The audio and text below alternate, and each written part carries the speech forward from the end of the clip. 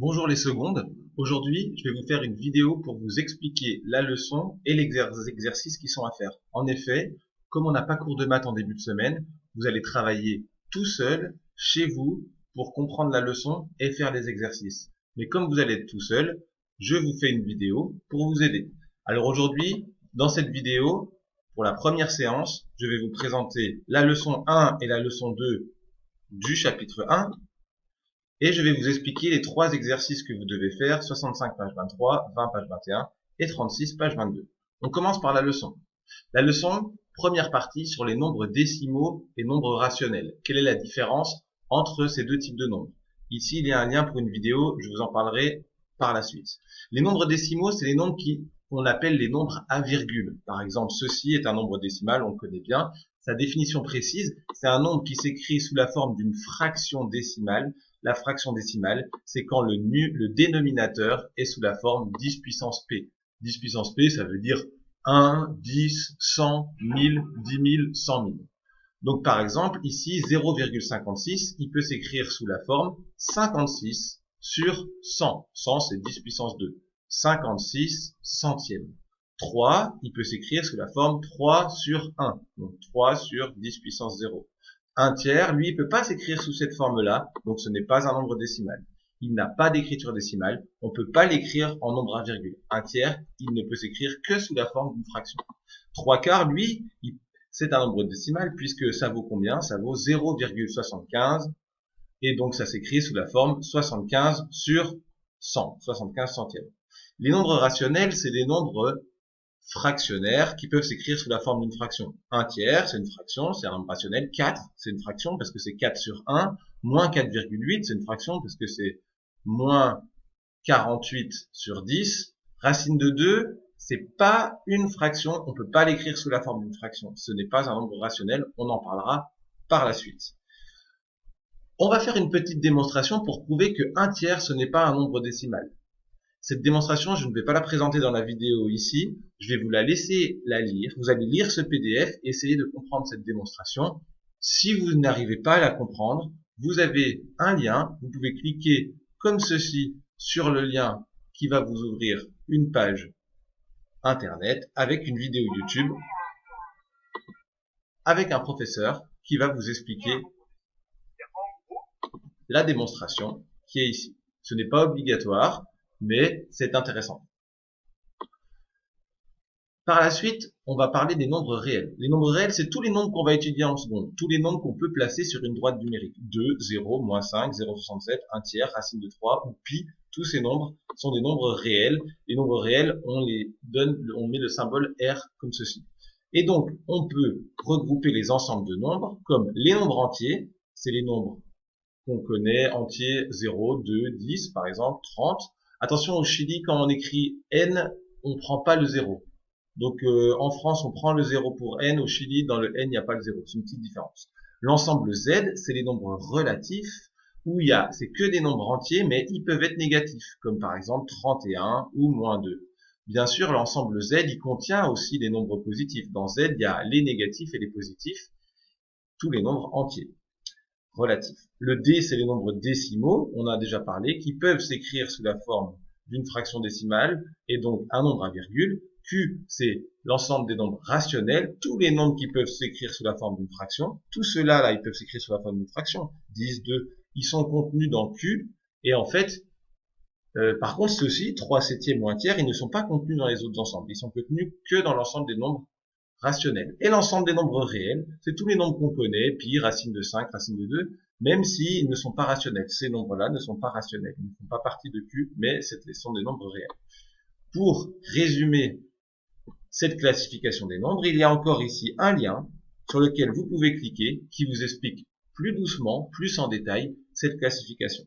On va parler des nombres irrationnels, les nombres qui ne sont pas rationnels, donc c'est cette partie-là, c'est les nombres qui sont réels mais qui ne sont pas dans l'ensemble Q. Ce sont des nombres comme par exemple racine de 2, racine de 3 ou pi. Ces nombres qui ne peuvent pas s'écrire sous la forme d'une fraction. Il y a une petite démonstration que je vais vous laisser lire qui fait la démonstration pourquoi racine de 2 n'est pas un nombre rationnel. Donc vous pouvez la lire, essayer de la comprendre. Ce n'est pas quelque chose sur lequel vous allez être évalué, mais c'est intéressant et ça fait partie du programme, cette démonstration. Donc vous la lisez pour essayer de vous habituer aux démonstrations. Ces nombres irrationnels, au Chili, ils ont une notation, c'est le I avec 2 barres. Ensuite, le reste de la leçon, ça va nous parler d'un encadrement. Quand vous avez des nombres, par exemple racine de 2, on peut vous demander de l'encadrer, par exemple, à l'échelle 10-3. 10-3, ça veut dire 3 nombres après la virgule. Donc vous pouvez calculer racine de 2 avec la calculatrice, donner une valeur arrondie, ceci est une valeur arrondie, et on peut donc l'encadrer pour dire que racine de 2, c'est plus grand que 1,414, mais un peu plus petit que 1,415. Voilà, j'ai encadré à 10-3. Ici, racine de 3, on tape sur la calculatrice, on voit que c'est 1,732,05, donc c'est plus grand que 1,732, mais plus petit que 1,733. Ici, vous cliquez sur ce lien, vous avez des explications plus détaillées à ce sujet. Si vous avez besoin de plus de détails, vous pouvez cliquer, revenir tout en haut et cliquer là-dessus. Cette vidéo résume tout ce que je viens d'expliquer dans ces deux parties-là, plus en détail, plus lentement, si vous n'avez pas compris. Maintenant, je vais passer aux exercices qui sont à faire. Donc voilà les deux leçons. L'exercice page 36, le premier. L'exercice page 36, c'est un exercice où vous devez dire ces nombres-là, à quel ensemble ils appartiennent. Je vous rappelle que les différents ensembles, c'est les ensembles qui sont résumés ici. Par exemple, le nombre 4, à quel ensemble il appartient? Vous pouvez dire, par exemple, 4 appartient à cet ensemble-là. Par exemple, comme on écrivait ici, là j'avais écrit ici, 1/3 appartient à l'ensemble Q, 0,56 à l'ensemble D. Mais vous devez dire le plus petit ensemble à qui il appartient. 4, par exemple, vous ne pouvez pas dire qu'il appartient à l'ensemble des nombres rationnels Q. Il faut dire le plus petit ensemble auquel appartient le nombre 4. À vous de réfléchir. Ensuite, le nombre moins 1/4, à quel ensemble il appartient. Le nombre moins 5 au carré. Là, il faut faire un petit calcul avant de donner la réponse. Là aussi, il faut calculer un petit peu avant de donner la réponse. Certaines fractions peuvent être simplifiées ou peuvent être écrites sous la forme décimale, à vous de voir. En tout cas, pour résoudre cet exercice, vous devez seulement répondre appartient à tel ensemble. Si vous avez besoin d'aide pour cet exercice, la première vidéo de la leçon, elle résout un exercice qui ressemble beaucoup à l'exercice 36, donc vous pouvez regarder cette vidéo, elle va vous aider à faire l'exercice 36. Ensuite, le second exercice à faire, l'exercice 20. Vous devez donner un encadrement. Donc, ça ressemble à la fin de la leçon de la partie 2. Donc, on arrive ici, là, à la fin. Vous devez donner un encadrement du nombre demandé. Ici, l'encadrement de moins 9/4. Moins 9/4, vous devez donner un encadrement d'amplitude 1 unité. Ça veut dire que là, c'est pas un encadrement comme ceci, à 10-3, c'est un encadrement seulement à l'unité. Donc, les deux côtés de l'encadrement, ils doivent être deux nombres entiers. Par exemple, entre 7 et 8, ou entre moins 10 et moins 9. C'est cet encadrement qu'il faut donner dans le 1.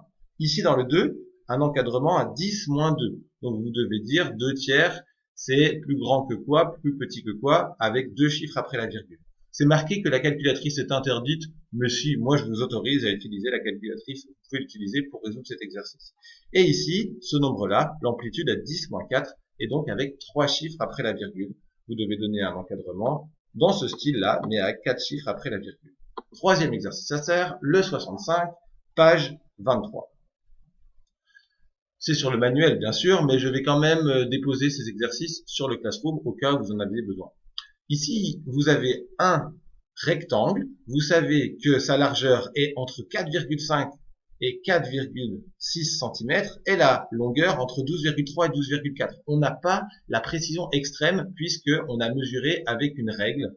Une règle, c'est pas très précis. On voit juste que c'est entre 4,5 et 4,6, entre 12,3 et 12,4. On vous demande donc de donner un encadrement du périmètre. Ça, c'est la longueur et la largeur. Réfléchissez, comment on trouve le périmètre d'un rectangle? Vous devez dire le périmètre, il est plus grand que ceci et plus petit que cela grâce à ces informations-là. Ensuite, vous donnez un encadrement de l'aire. Comment on calcule l'aire d'un rectangle? Essayez de vous en souvenir. Et donnez un encadrement de l'aire. Attention, on demande un encadrement à 10-1 près. Donc ensuite, il faudra arrondir intelligemment les bornes pour ne pas décrire un encadrement avec deux chiffres après la virgule. Voici ce travail qui est à faire pour mardi au plus tard, mais vous pouvez me le rendre aussi lundi ou aujourd'hui dimanche. Donc vous pouvez me le rendre dimanche, lundi ou mardi, tout ça sur Classroom. Je veux que vous déposiez votre travail sur Classroom mardi au plus tard. Et on se voit jeudi en cours.